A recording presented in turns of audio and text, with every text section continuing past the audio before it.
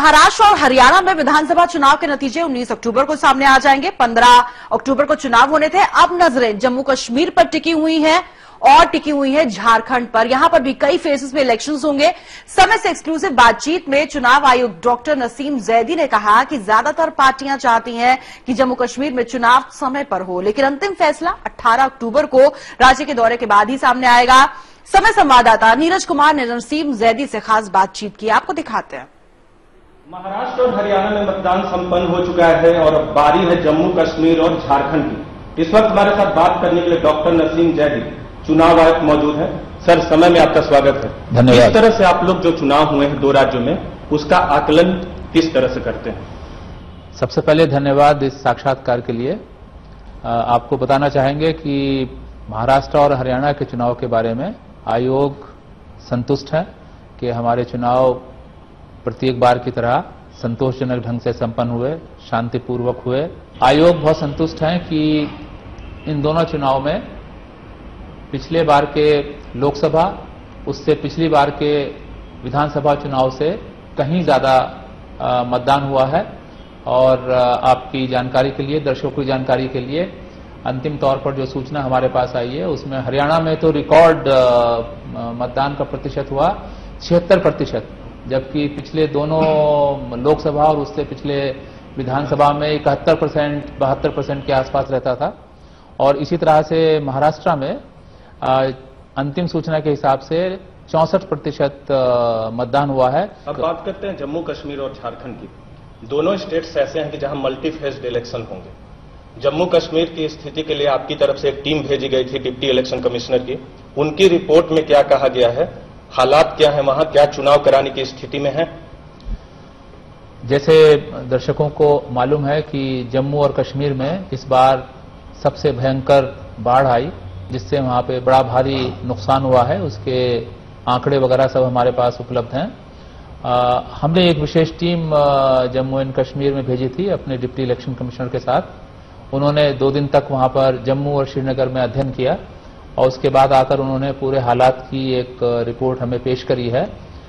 उस रिपोर्ट को मद्देनजर रखते हुए चुनाव आयोग की पूरा आयोग 18 अक्टूबर को श्रीनगर के भ्रमण पे जा रहा है और वहां पर जाकर के वहां पर जो बाढ़ से नुकसानात हुए हैं वहां उसके रिलीफ रिहैबिलिटेशन कार्यक्रम जो चल रहे हैं उसको चुनाव के दृष्टिकोण से उनका जायजा लिया जाएगा।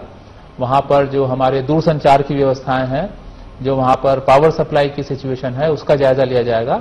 और उसके बाद सभी राजनीतिक दलों से आयोग पूर्ण तौर पर विचार विमर्श करेंगे और सभी जिला के कलेक्टरों से वीडियो कॉन्फ्रेंसिंग करेंगे।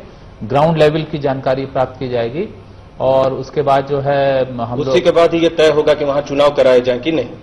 उसके बाद ही आयोग इस स्थिति में होगा निर्णय लेने की कि चुनाव कब कराए जाए। अलग अलग बातें आ रही हैं सामने की। एक पक्ष का कहना है कि चुनाव कराए जाए, एक पक्ष का यह भी कहना है कि चुनाव टाले जाए और तीसरे पक्ष का यह कहना है कि चुनाव आयोग इस पर निर्णय ले।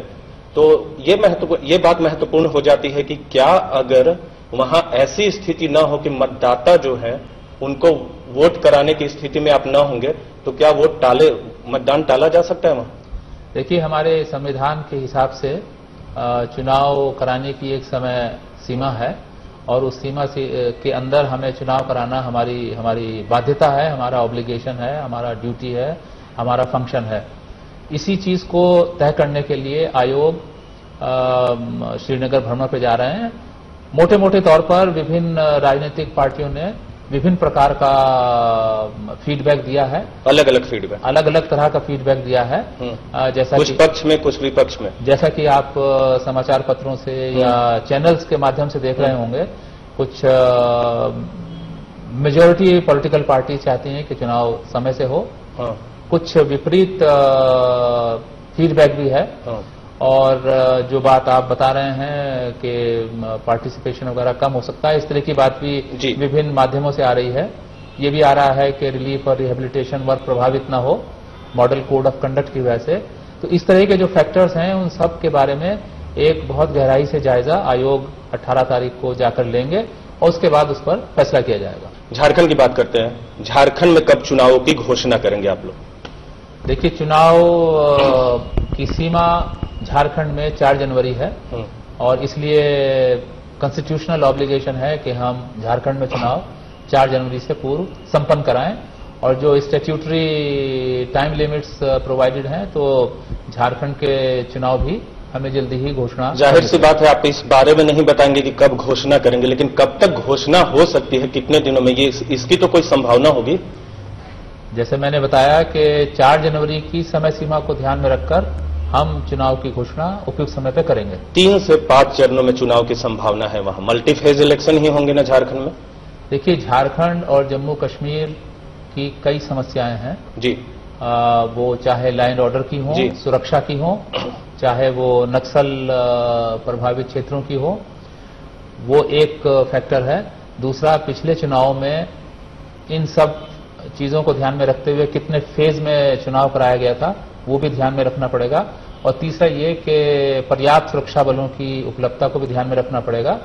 तो मोटे मोटे तौर पर चुनाव मल्टी फेज होगा। तो दोनों राज्यों में चुनावों की घोषणा जल्द होगी। जम्मू कश्मीर में स्थिति का जायजा लेने के बाद चुनाव आयोग ये तय करेगा कि वहां चुनाव कराने की स्थिति है कि नहीं, लेकिन यह साफ है कि दोनों राज्यों में जब भी चुनाव होंगे मल्टी फेज इलेक्शन कराए जाएंगे।